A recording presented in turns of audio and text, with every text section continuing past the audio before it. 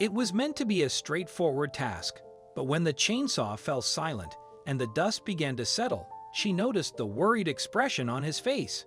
He stood motionless, his complexion drained of color, as if he had seen a ghost.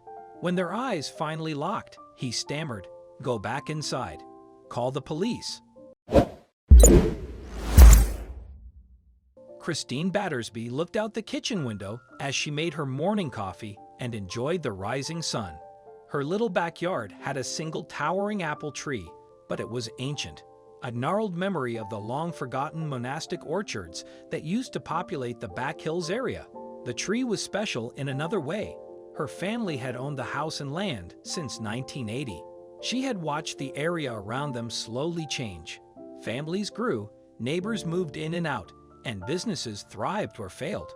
The tree was a comforting constant, but now, as she stared at its branches, she noticed something worrying. The battered tree had started to discolor, branches bent and cracked, and the baskets of beautiful red orbs were now almost non-existent. Christine rubbed her aching hands, painful with arthritis.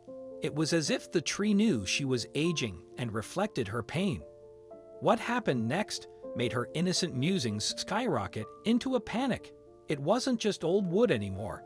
A small patch of disease appeared from the roots and crawled up the trunk. Strange white fuzz bloomed, and the fruit turned into mushy lumps.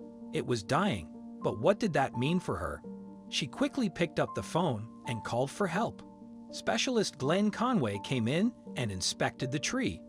"Sorry, but we have to cut it down," he said. Christine sighed with disappointment. It might have seemed silly to some, but it felt like putting down a family pet. The man pulled out his chainsaw. Little did they know the tree had one final fruit to bear. She watched from the kitchen window, thinking about the memories that had rooted in that very yard. All her special pies would be gone too. But as Mr. Conway got to the disease sections, Christine felt dizzy and faint. When he rushed to his truck to change the simple face mask for something else, the new mask was heavier, like something out of a disaster movie. He also started to bag certain parts, almost like a miniature black quarantine. Was the tree that sick? Could humans get ill from things like black mold? Could tree fungus and other diseases have the same effect? Mr. Conway revved the chainsaw, struggling to get through the lower sections. However, just before the last piece, she heard the motor suddenly stop. The lowest part of the tree was completely hollow. Whatever had happened morphed the man's expression from surprise to fear. He slowly stepped away, his face going bone white. Christine opened the door to take a look, but he held out his hand. "Stay inside. Stay away from the windows." She watched him run behind his truck and pull out his phone. She sat at the kitchen table, biting her nails.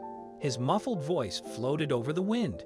She heard one terrifying word: explosive. Minutes seemed like hours until he came back in. By then, she was a mess. Her heart and stomach were in her throat. "You won't believe this," he said, "but there's an old grenade in the stump."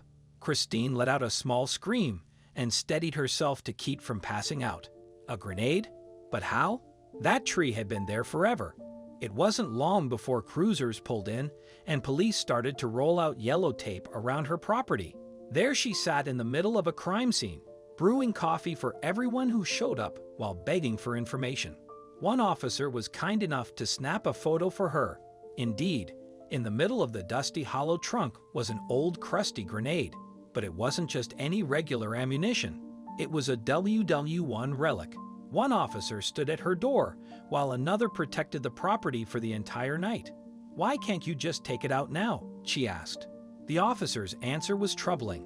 The specialist who would remove such things wouldn't be available until morning. All they could do was pack sandbags around the trunk and make sure any historical item thieves didn't try to take it. It turned out that discovering hidden World War II ammunition was not as unusual as she had thought. This realization kept Christine awake all night. Sitting on the sofa, she reflected on all the times she had been perilously close to something so dangerous.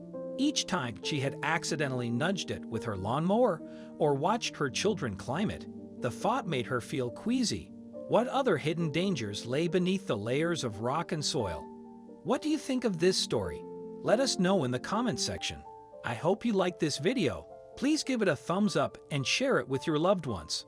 Also subscribe and press the bell icon to never miss the update from our channel. Thank you.